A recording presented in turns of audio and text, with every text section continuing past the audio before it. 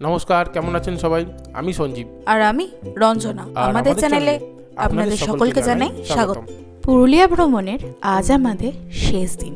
আজকে আমরা আপনাদের সাথে শেয়ার করব আমাদের 3 রাত 4 দিনের থাকা এবং খাওয়ার অভিজ্ঞতা। এই সিরিজে আমরা আমাদের মেয়ে চিঠিকে নিয়ে পুরুলিয়া ট্রিপ কভার করছি। চ্যানেলে যদি আপনি প্রথম এসে থাকেন তাহলে আই বাটনে দেওয়া লিঙ্কে ক্লিক করে আমাদের এই জার্নির প্রথম থেকে ভিডিও দেখতে পারেন। আমাদের যাত্রার প্রথম দিন অর্থাৎ 5ই ডিসেম্বর আমরা গিয়ে উঠি অযোধ্যা হিলভিউ হোমস্টেতে। হোমস্টেটি অযোধ্যা পাহাড় থেকে খুবই কাছে এবং বুকিংয়ের সময় কথা বলে আমাদের চার্জেসটা ন্যায্য মনে হয়েছিল। তো এটা হচ্ছে আমাদের রুম। এদিকে একটা ট্রিপল বেড আছে, এদিকে একটা ডাবল বেড আছে, আরামসে 4-5 জন থাকতে পারে। আর এটা টয়লেট, গিজার, কোমর সবই আছে, পরিষ্কার পরিচ্ছন্ন, খুব পরিষ্কার পরিচ্ছন্ন ব্যাপারটা। আর এদিক দিয়ে জানলা, এদিক দিয়েই দেখা যাবে সামনে অযোধ্যা পাহাড়। জানলা খুললে তো এই যে দেখতে পাচ্ছ অযোধ্যা পাহাড় সামনেই, এটাই হচ্ছে অযোধ্যা পাহাড়। আমাদের হোমস্টে থেকে সকালের ভিউ লাগে অপরূপ সুন্দর। আমরা আগের ভিডিওতে আপনাদেরকে দেখিয়েছি আমাদের সকালে খেজুর রস খাওয়া এবং গুড় কেনার অভিজ্ঞতা। ভিডিও আই বাটনে।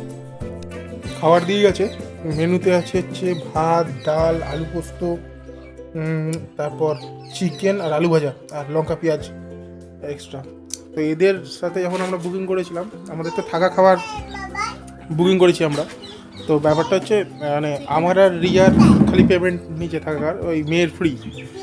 প্রথম দিন সন্ধ্যাবেলায় আমাদেরকে চা এবং ভেজ পকোড়া এবং সাথে স্যালাড দেওয়া হয়েছিল, এবং দ্বিতীয় দিন প্রথমে চিকেন পকোড়া এবং পরে চিকেন তন্দুরি দেওয়া হয়েছিল।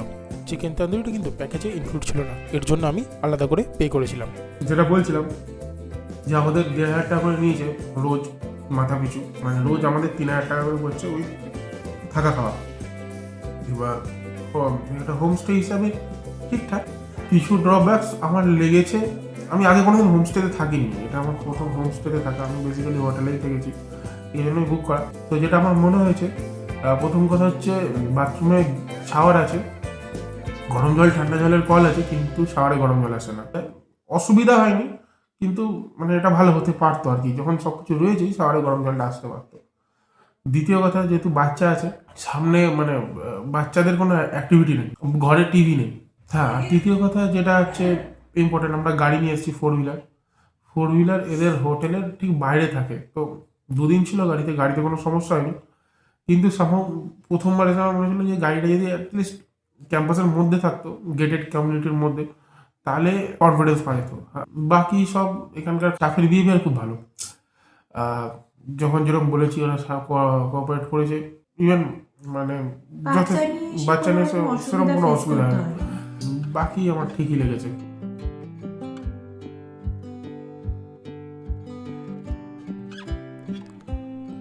এই যে দাদাকে আপনারা দেখছেন, ইনি এই হোমস্টের সম্পূর্ণ ব্যবস্থাপনার দায়িত্বে রয়েছে।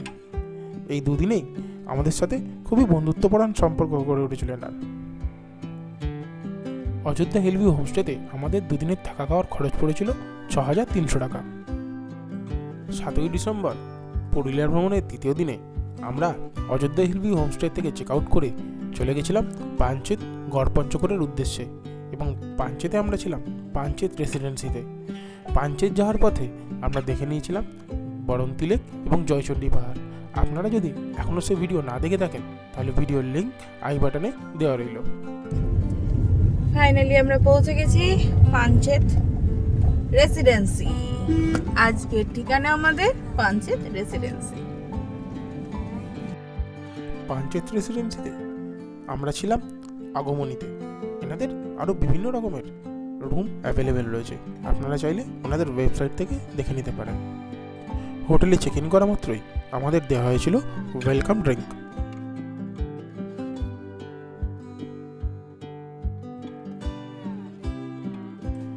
এই রুমটি এখানকার সবথেকে বেসিক রুম। বিছানাটি যেটা আপনারা দেখছেন, দুজনে খুব কমফোর্টেবলি শোয়া যায়, আমাদের 3 জনের শুতে অসুবিধা হয়নি। এটা আমাদের রুম, সামনে সুন্দর একটা এরকম ভিউ আছে। আমরা রয়েছি পাঞ্চেত রেসিডেন্সির আগমনীতে।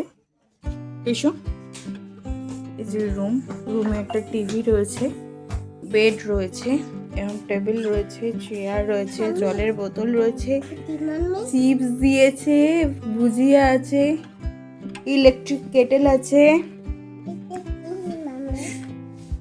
চায়ের সরঞ্জাম, কফির সরঞ্জাম, সমস্ত কিছুই রয়েছে। এখানে একটা টেলিফোন আছে, এটা হচ্ছে ওয়াশরুম, কোমোড আছে, গিজার আছে, এখানটা বেসিন আছে, হ্যান্ড ওয়াশ আছে, স্নানের কল এখানে রয়েছে, একটা বালতি, মাগ। বাহ, বেশ ভালো। পাঞ্চেত রেসিডেন্সি থেকে আমাদেরকে বাথরুম কিট এবং সেলফ কেয়ার কিটও দেওয়া হয়েছিল।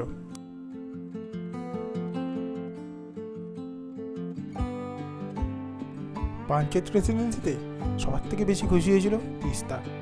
অযোধ্যাতে ও ঘর থেকে একদমই বেরোতে পারছিল না, পাঞ্চেত রেসিডেন্সিতে এসে দুদিকে খোলা আকাশ আর খোলা হাওয়া পেয়ে ও সবার থেকে বেশি খুশি, সব কিছুকে এক্সপ্লোর করতে একদম ব্যস্ত।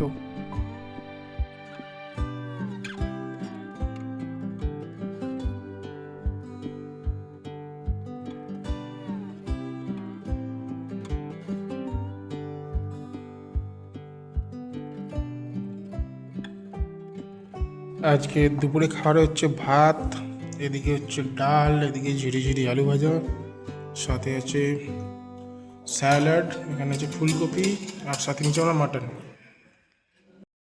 পুরুলিয়া ভ্রমণের আজ আমাদের শেষ দিন।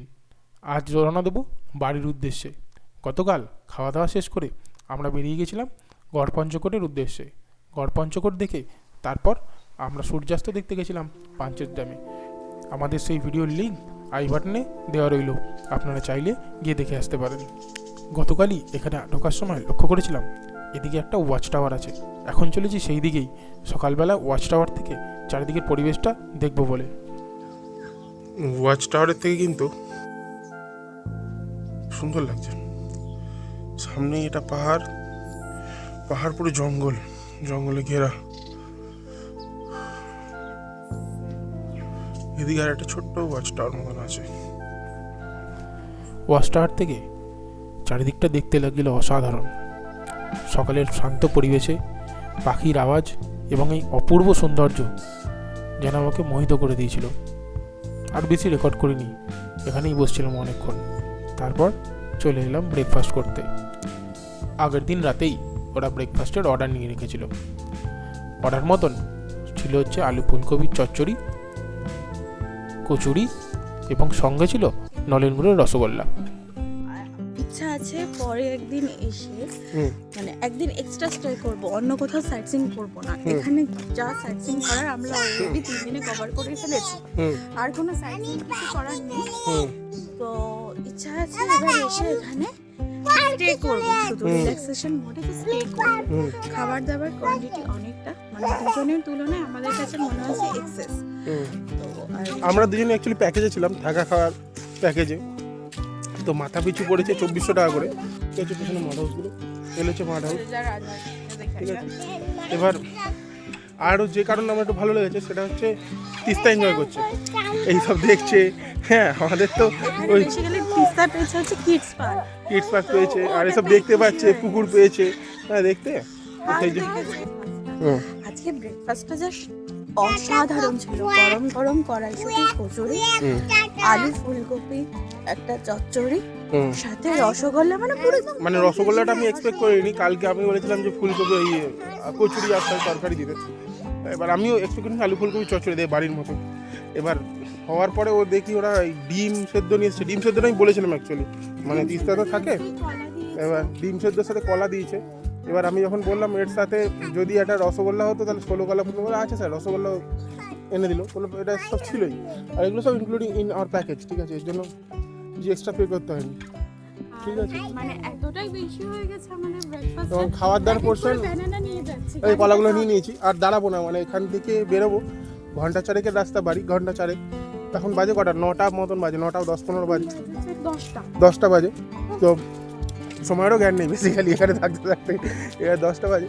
এবার বাড়ির দিকে বেরোবো, আর রাস্তায় কোথাও দাঁড়াবো না, কেন এই 10টার সময় ভরপেট খেয়েছি। রাস্তায় খিদে পেলে কলা খাবো, গাড়িতে কেক বিস্কিট আছে, তো খেয়ে নেবো। আর বাইরে খাওয়ার ভালো লাগে না, এবার বাড়ি যে এখন 10:07, তো বেরিয়ে যাবো পাঞ্চিত রেসিডেন্সি থেকে, যাবো মাইথন ড্যাম। আবার বেরিয়ে পড়লাম রাস্তায়, চললাম এবার বাড়ির উদ্দেশ্যে। তবে না, প্রথমেই বাড়ি যাব না। এই যে রাস্তার ডান দিক দেখছেন, এই ডান দিক দিয়ে গেলেই দুর্গাপুর এক্সপ্রেসওয়ে ধরে সোজা শ্রীরামপুর আমাদের বাড়ি। তবে আমরা আপাতত যাচ্ছি সোজা মাইথন ড্যাম দেখতে। মাইথন ড্যাম দেখেই আমরা ফিরে যাব শ্রীরামপুরে।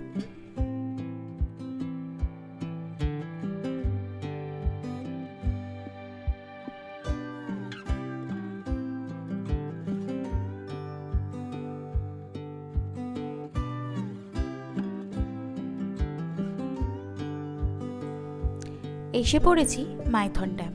আমরা কিন্তু মাইথন ড্যামে দাঁড়াইনি, আমরা সোজা গেছিলাম আমাদের গন্তব্য, আমাদের বাড়ির উদ্দেশ্যে। মাইথন ড্যামে কিন্তু বোট রাইডিংয়েরও ব্যবস্থা আছে, আপনারা চাইলে মাইথন ড্যামে বোট রাইডিং করে নিতে পারেন।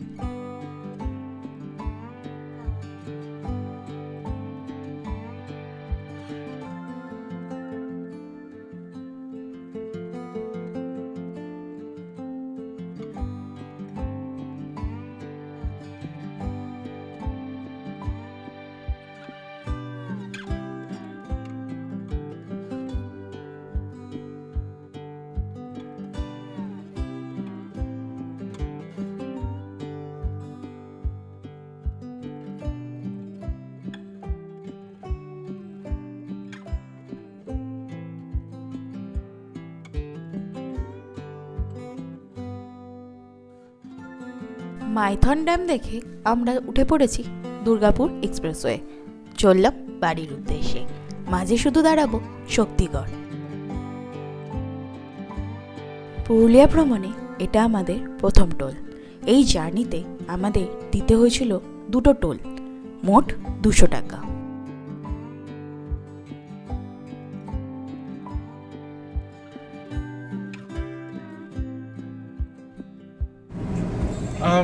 দুর্গাপুর এক্সপ্রেসওয়ে ছেড়ে এখন আমাদের শ্রীরামপুরের দিকে যাওয়ার রাস্তায় সার্ভিস রোডে নেমে পড়েছি। নেক্সট লেফট টার্ন নিয়ে বড়া বেলতলা হয়ে দিল্লি রোড ক্রস করে শ্রীরামপুরে ঢুকে যাবো। ব্লগটা এখানেই শেষ করবো। টোটাল এখন অব্দি ডিস্টেন্স কভার করে 406 কিলোমিটার, মাইলেজ পেয়েছি টোটাল ট্রিপে 16.3। তো চলো, এই সিরিজটা এখানেই শেষ হচ্ছে। দেখা হচ্ছে পরে অন্য কোনো ব্লগে, অন্য কোনো সময়। ততক্ষণ stay blessed and keep watching. Bye bye.